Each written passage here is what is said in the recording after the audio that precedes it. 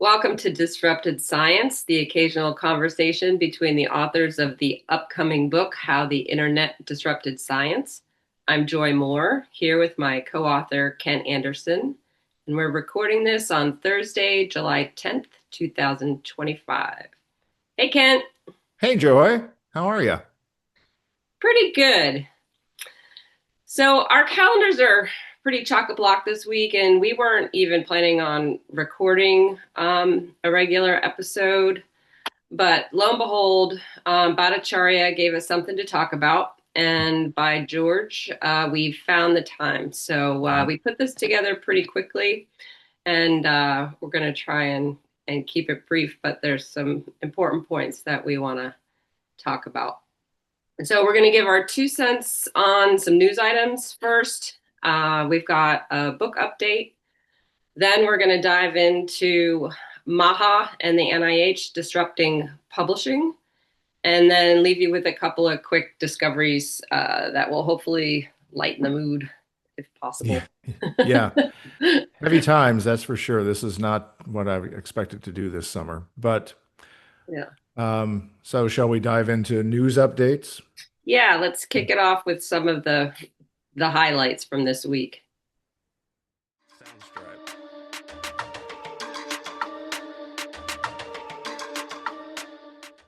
Okay, so I'll dive in first. One of the highlights this week for me was a number of societies suing the Department of HHS and Robert F. Kennedy Jr. over vaccine policy decisions that they say were made in violation of standard scientific processes, established CDC and HHS policies and practices, and were therefore illegal.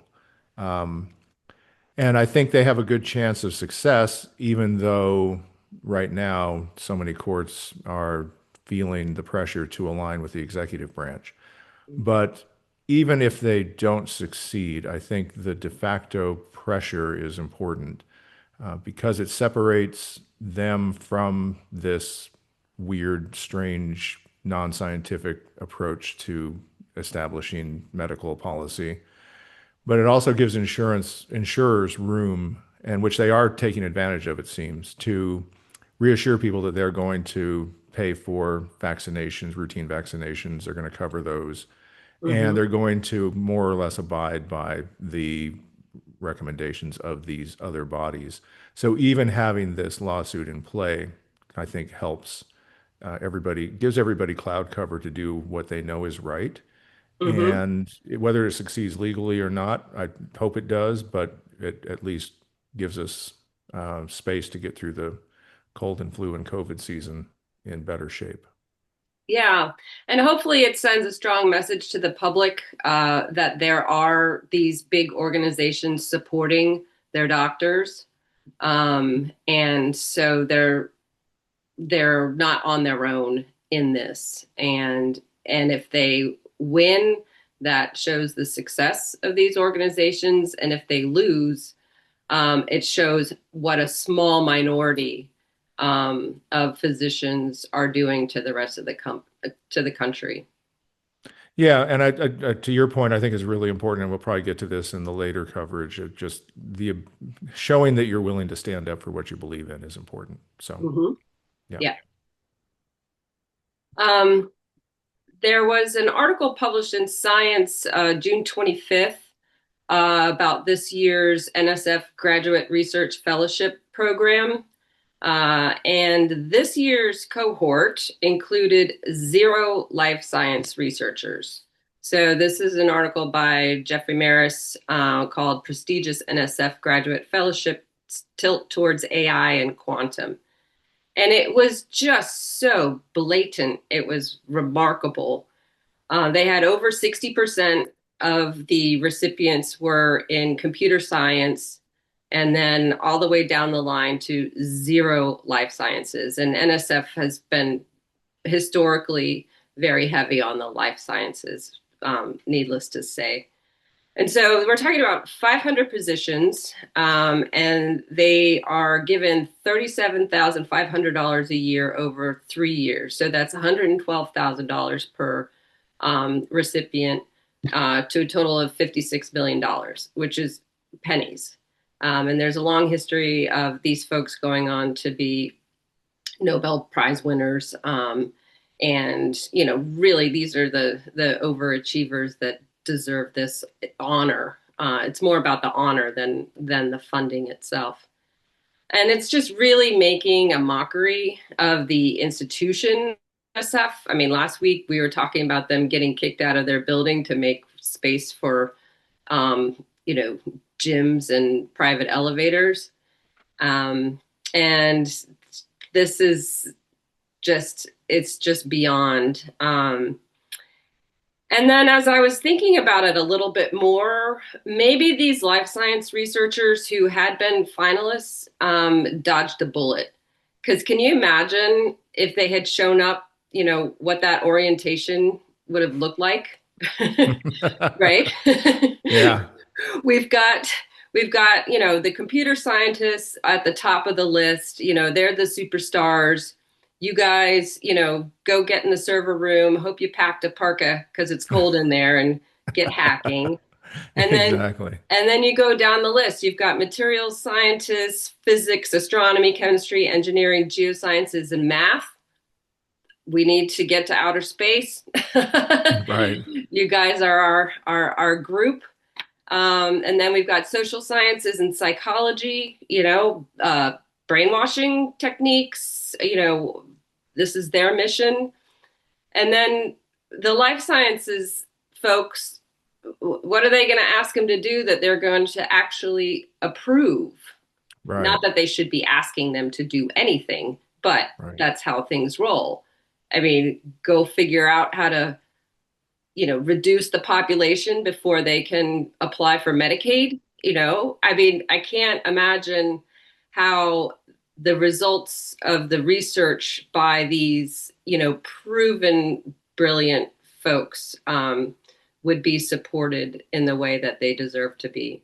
So, Right. So you have a bunch of misanthropes running NSF grant making now with this yeah, administration. So of course they kicked the life sciences to the curb. And like you said, if the life sciences people had gotten grants, then they'd be having to deal with the attitudes of a bunch of misanthropes, yeah, people who just don't like people. they don't like people. But then I also had to worry about the winners, the computer science kids, right? They're the cream of the crop there. And what are they going to do living on 112,000 over 3 years when they could be working for Zuckerberg or Altman or, Microsoft or those guys? I mean, Zuckerberg's floating comp packages guaranteeing 100 million in year one and 300 million over 4 years. Right. What is this handful of computer scientists going to do for the government? Right. I don't know. Right. Yep. It's insane. Mm-hmm. Um, and one other last little news item, we had a kind of, this is all about kind of the turn of the tale, right? So a plot twist in the science sleuth world is that now the sleuths, who we commend and we're part of it, are complaining that their work is being used for nefarious purposes and being used for anti-science agendas, according to a July 9th Nature News article. And no surprise in a way, right? So we abdicated a lot of our job, in my opinion, and opened ourselves up for this kind of sleuthing behavior being so spotlighted. And Retraction Watch and other places have done, kind of, if it bleeds, it leads reporting about what's going on in scientific publishing. And I don't know that that's necessarily helped anything. And they've gone to the public with it too. It's not like the geyser where you kind of have to want to pay for it or something like that. Mm-hmm. So, it's free, they get grants and all of that. So all of that kind of bundled up makes it so that people who are driving by and they see that this scientific publishing industry is in a kind of a dire straits and can be easily, redirected to suit their purposes, they're like, oh, well, that's easy pickings, you know. Yeah, And we've got all these people. I quipped to you earlier, we celebrate these people because you noted that we celebrate these sleuths. But imagine if Purdue Chicken celebrated the food inspector who caught salmonella in Right. a plant. It would be no, you fix the problem. You don't. That's why the inspectors are there, Hmm. not to advertise that, there was a problem on an assembly line, and you had to stop production and fix something. So, we've kind of been show ponies instead of workhorses, and I think this is finally coming back to bite us. And promoting kind of self-loathing and promoting, airing of dirty laundry and transparency at all costs and all of that.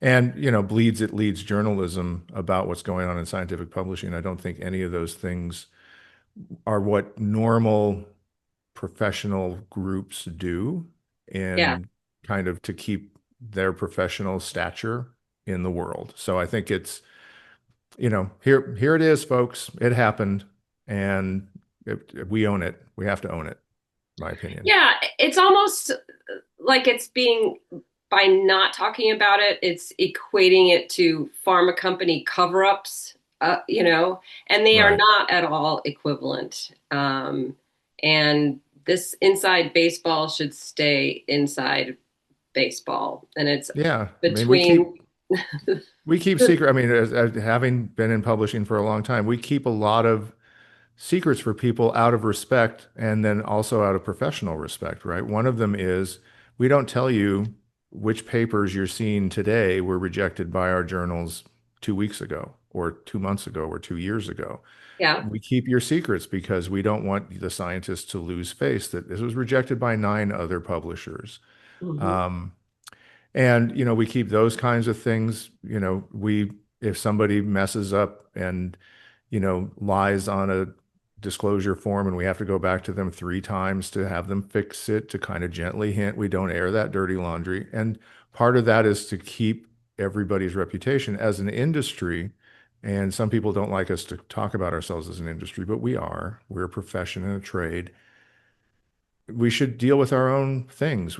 We don't have to celebrate the food inspectors finding salmonella. There's just no upside to it. So I think, again, this is kind of, you know, all of a sudden people are targeting us and they want to come after us. And this is just really rich, fertile ground. And so it's not a surprise. Um, we kind of have to own it. So I think that's the news for this week. A few things to touch on and comment on. Hmm. I don't think we need to do a special rant section today, Kent, because we've got a big topic to cover. Let's get into the latest, totally predictable, yet still remarkably crazy policy coming out of our country's National Institutes of Health.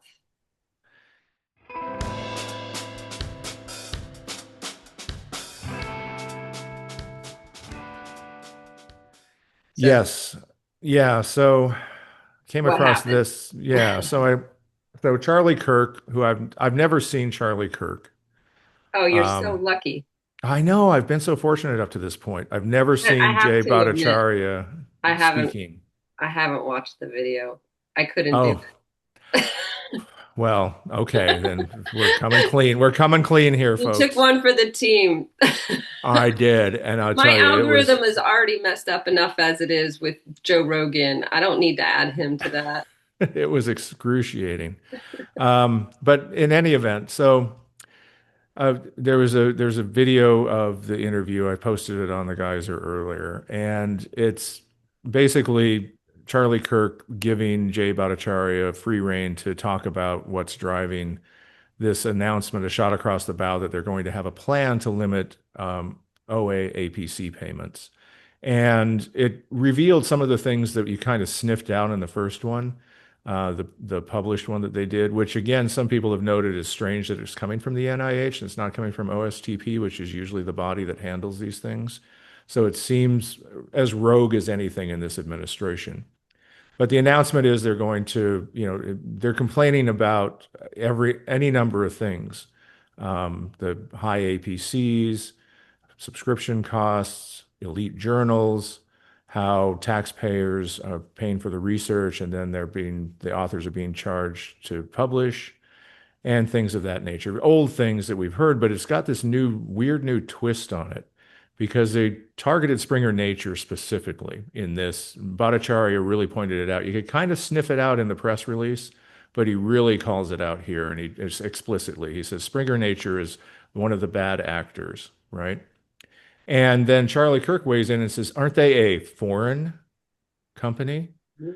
Which is another thing that came up, I think, in April when some of the Breitbart kind of people went after scientific publishers on the heels of the Ed Martin letters. We were talking about how these foreigners were were charging us Americans for all this American science. I dare them to find the Netherlands on a map. I know, no kidding. So, yeah, and I then there's know Springer Nature isn't the Netherlands. It's well, a, we know who you're talking about. It's orange, like the Netherlands. Favorite color. But anyhow, so they go into this and they're complaining about everything. And the weirdest twist of logic was, or illogic, was Bhattacharya saying that the public had paid for the research and then they were being charged to publish it. So that was double dipping, meaning that what? So it makes no sense, right? So he's using a term that he's probably come across in his little crazy wired brain, where publishers are complaining, or librarians, or whoever was complaining about publishers with OA and hybrid and subscription journals double dipping and how publishers were dealing with double dipping and all of that. So he picked up that term and applied it to the fact that, you know, complaining about publishers charging authors or charging institutions or funders or whoever. And so misapplied it completely, but also it's illogical because the publishers haven't charged anybody anything until they charge to publish a report. That's one dipping. That's one dip. That's all it is.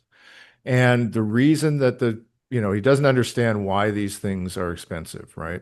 Especially for a journal like Nature, which he calls out specifically. It's $13,000 APC. First of all, one thing to remind everybody of is that journals at that tier, not all of them charge APCs. Not all of them participate in open access. Some of them don't. But Nature and Lancet, I think, were two that finally capitulated after warning people that their APCs were going to be super high because they're super selective. And what that means is that all of their selection, which means rejection of other papers, has to be covered by a commensurate charge for the single paper that gets through. Mhm. And so you're actually paying for rejection and selectivity. So you're paying for the stature of that publication, which is what everybody's after. Yeah, And and you did a yeah, really good job on that this morning, oh, overnight, thanks. watching this video and spelling it out in your post in the Geyser this morning. And there are just so many things wrongity wrong about this whole proclamation, that it's painful to talk about, but we should. And you and I are in the position where we can talk about things specifically, that other folks in our industry either can't or won't for, you know, all various and probably good reasons. Right. Um, so I figured we'd split this conversation into three parts. Okay, Yep. maybe for sanity's sake. Please. Um, I need as much as I can get. yeah. So first, I think let's not bury the lead. Let's talk about what they're really doing, and why that's all that matters. Right. Separate that out from the specifics, the evidence they present, and all the rest.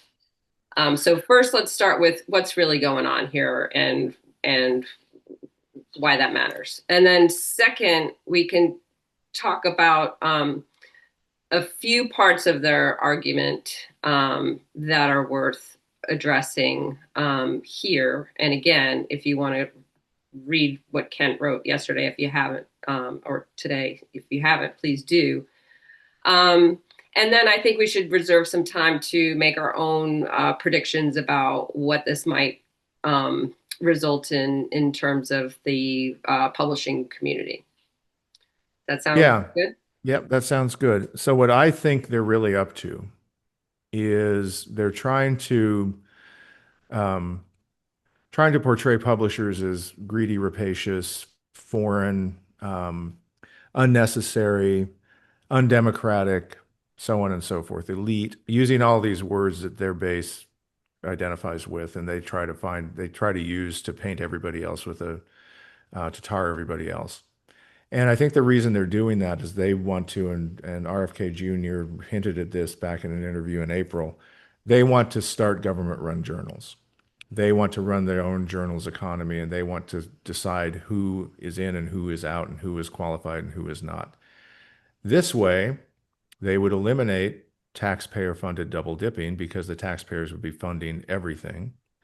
It would be, in their view, democratic because they are democratically elected and appointed people, and they would be running the journals. Therefore, it's democratic. It would shut out the foreigners, so their jingoism would be rewarded and observed, and it would be all run by Americans. And there you go. And we would get rid of APCs. It would hurt independent publishers. The elite journals would be shown, you know, who's really in charge here and, you know, given the middle finger essentially.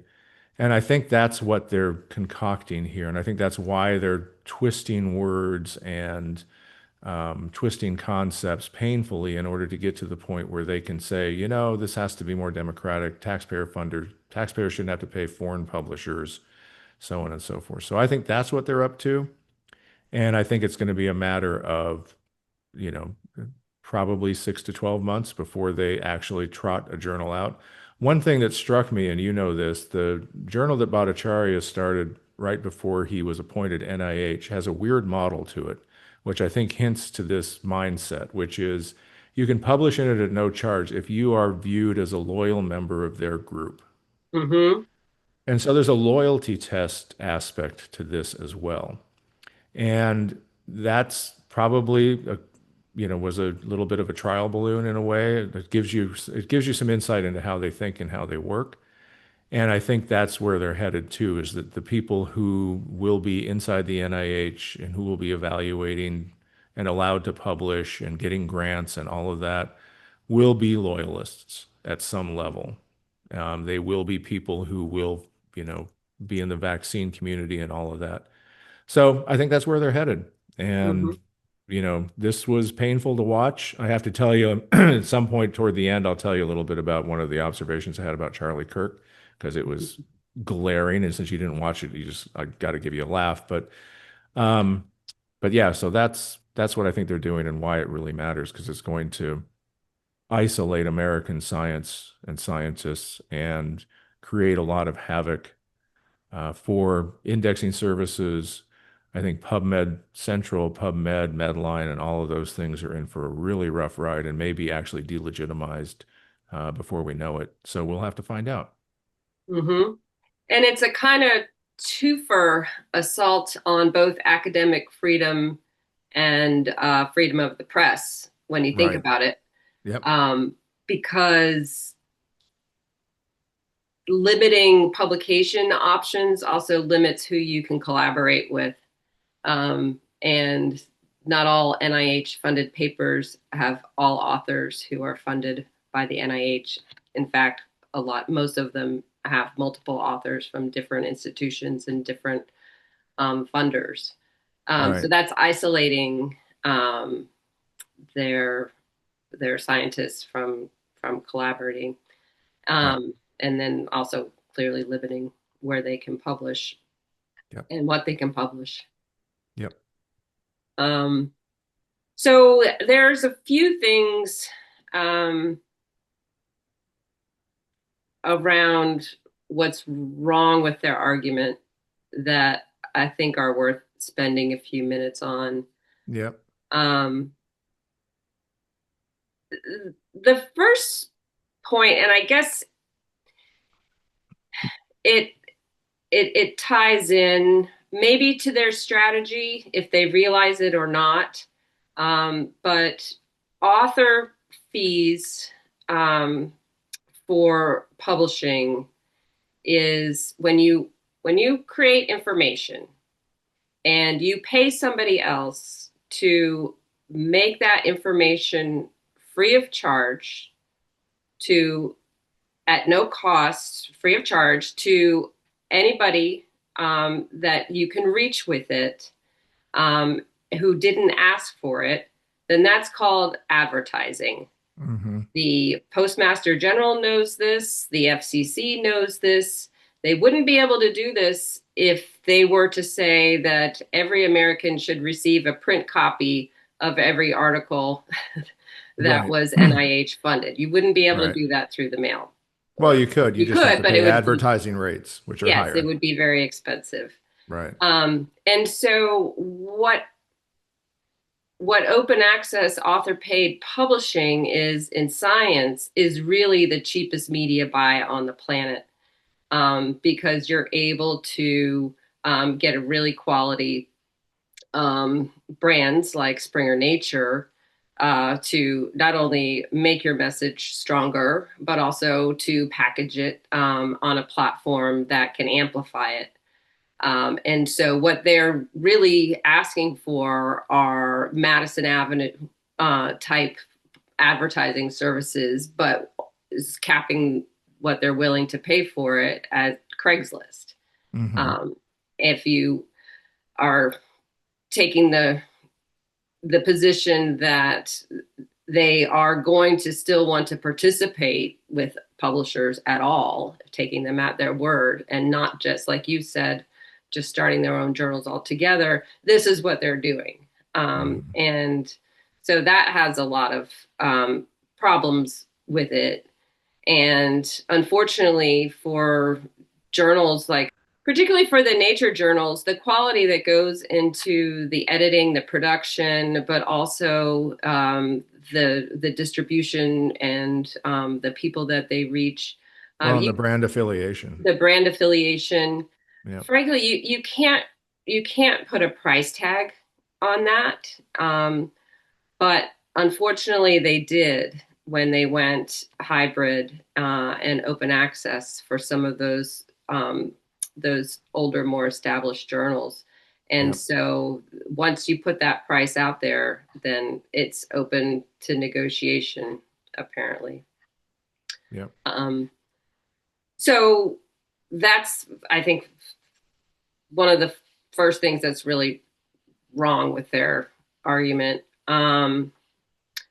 And then the ideology that it's based on, like you said, usually this comes through the OSTP, which reports into the executive branch through memos. And the notion that taxpayers are entitled to this is something that has just gained steam over the years and has really been selectively applied to this Hmm. content and this industry. We don't Hmm. see evidence of this elsewhere Yep. with government funded research and services. And Yep. so that's just been accepted and unfortunately, probably well meaningly, has been put into as a norm through the executive offices. And this is one Biden holdover that they were more than happy to just cross his name out and put theirs on top. Um, Yeah, and I think one of the things that we discussed was, how Spark especially moved into the MAGA space very quickly once the election was over. They yeah. self-censored their website. They took all DEI talk down, stopped even talking about justice. They just really pivoted. Then they hired a MAGA associated lobbyist to consult with them. And then they either left of their own volition or got kicked out of New Venture Fund, which is a liberal leaning dark money lobbying firm and political group. And lo and behold, here comes this policy with, I'm sure, Spark people still having access to these folks. So, this is, one of the things that people have been afraid of is it's OA at all costs. We don't Mhm. care if we have to burn everything down to have open access. And I think we're getting to the point where if Spark was involved in this at all, and I don't have direct evidence they were, I only have circumstantial evidence that they might have been. But no matter, this is that extreme potentially. Yeah, this is ideology gone rampant. It's like voting Republican because you believe in the right to life. Right. And you blur your eyes because nothing else is important as this one tenet that you hold so dear.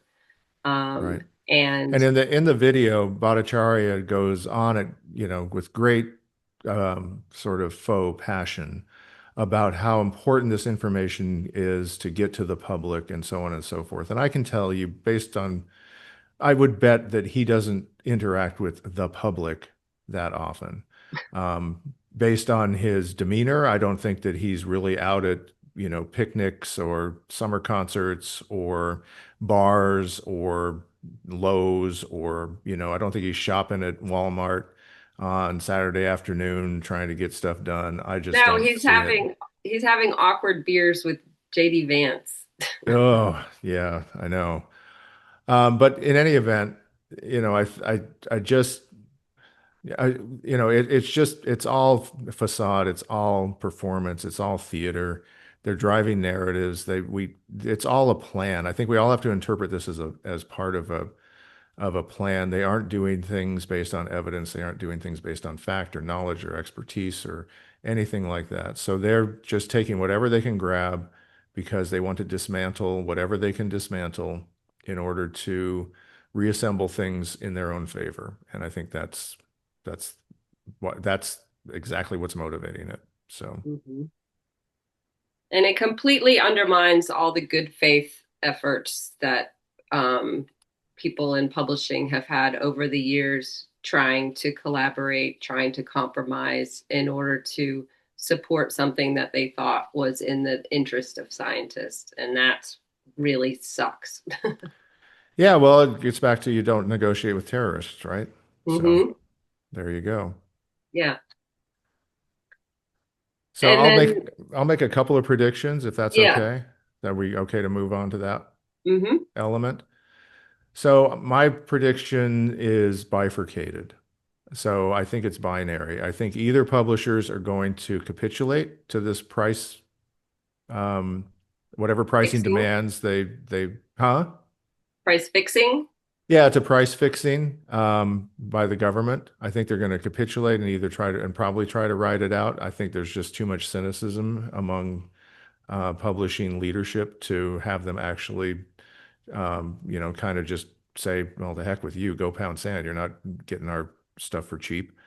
Um, I think we've had too much of a history of accommodation, like you just alluded to, where we just say, well, we'll just try to, play by their rules for a little while longer, and look where it's gotten us, right? So that's why it bifurcates. I think either we continue that very damaging and destructive and counterproductive trend that has gotten us to this point, or maybe this is the point where we finally say, all right, that's enough. That's Hmm. enough. You don't want to pay full price, you don't have to, but Yeah. that's the price. That's always been the case. Nobody has to. There's Yeah. plenty of there's plenty of journals to choose from these Nobody days. had to do Plan S. No, no. Nobody had to do it. Zero people had to do it. If those funders had left authors stranded out on, with no place to go, Hmm. that would have collapsed like a, cheap tent. Yeah. But everybody capitulated again. So my hope is that this is kind of the no, no, no, no, no. And I take the lesson from the medical societies, right? I Hmm. mean, if you're not tougher than pediatricians, and believe me, I've worked with pediatricians, they are nice until you start talking about hurting children, and then they will get you. And I love them for that. I love you all for that because you're amazing. It's the same with emergency doctors, nicest people in the world until they see somebody hurt, and then Yeah. they will move heaven and earth for you. What are we willing to move heaven and earth to preserve? What are Hmm. we willing to move heaven and earth to protect? My question. I think you're right. And I think there's gonna be some attempts to negotiate, which I think is gonna be a negotiation to the bottom. Hmm. Um, and it's gonna bring everybody down and it's gonna waste a lot of time. And again, we're not talking about huge volumes of papers. We're in reality. Um, and this is a distraction from a lot of good work that publishers need to be doing as well. So I hope it doesn't um, continue to skew things in the wrong direction because it's such a high priority, high hot topic right now. Well, plus you give this group a win. I mean, that's the last thing you want to do. Then you're a real loser. Yeah. Yep. Absolutely. Okay, well, we'll watch this space and see what happens next. We'd love to hear from folks out there who have opinions and other points of view. And if there are other things on this topic in particular you want to learn more about, like I said, Kent's chronicled the whole history back to the beginning, pretty much, of the different mandates in the geyser. So that's a great resource. Um, and then we'll be filling you in on whatever happens next. Great. Do you want to do a book update quick? Oh, yeah, I forgot to do the book update.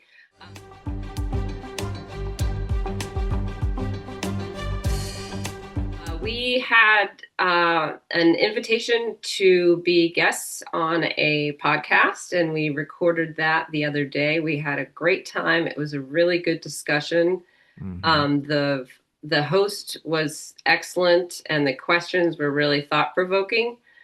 So we're really looking forward to that when it airs, so to speak. And we'll let you know when it's ready to come out. We don't know quite when, but I hope it's soon. Absolutely. So a lot of topics that are either directly related to the book or around the types of things that we're talking about today. So it's pretty timely. Yep. Okay, so and then we do have a couple of hopefully lighthearted uh, discoveries of the week. There we go. Let's do our discoveries of the week.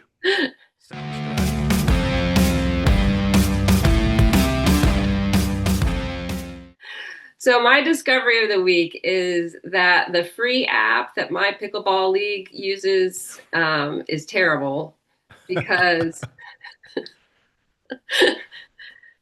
so it's a round robin and it generates the teams and then it spews out the rankings. And last week after our tournament, somebody sent out the rankings and I was pleased to see that I was not the last. I was the fifth from the last, which was good because I've only been playing for a few weeks.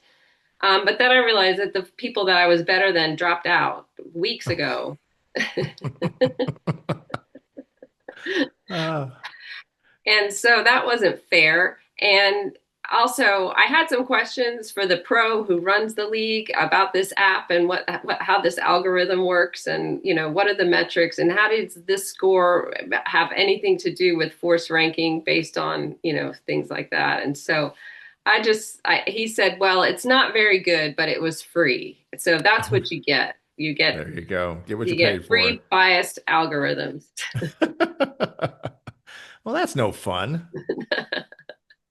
It's no fun. It did Uh, it did inspire me to practice more. So well, I good, guess good. that's good. And you're enjoying it, right? I am enjoying it. Yeah. What's your Uh, discovery?